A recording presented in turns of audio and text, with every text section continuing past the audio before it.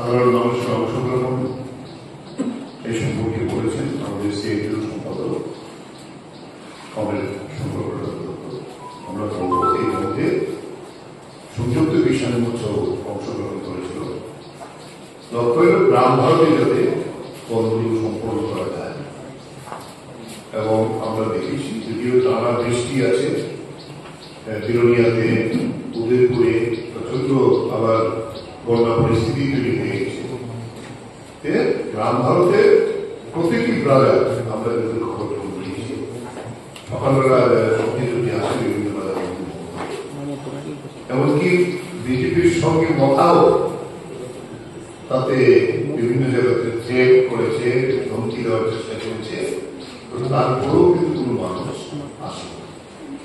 সেই জায়গায় দাঁড়িয়ে এটা বলবো যে এই যে প্রতিবাদ আমাদের দেশের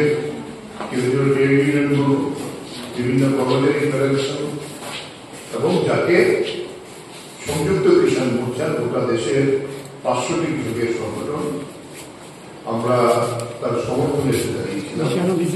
তাহলে সার্বিকভাবে এই বিজেপি সরকারের তাদের জনবিরোধী নীতির বিরুদ্ধে কি শহর কি গ্রাম ঐক্যবদ্ধভাবে এই প্রতিবাদে সামিল হয়েছে।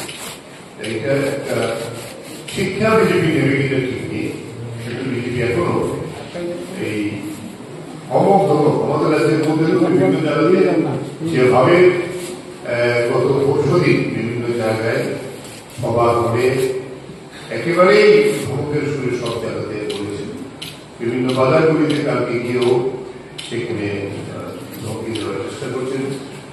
সেই জায়গায় দাঁড়িয়ে মানুষ যেভাবে স্বতঃস্ফূর্তভাবে এই বন্ধে প্রতিবাদে সাড়া দিয়েছেন, এই সাড়াকে রক্ষা করে রাখবো যে এইখানে তো নিশ্চয়ই শেষ হতে পারে না। এটা প্রতীকী,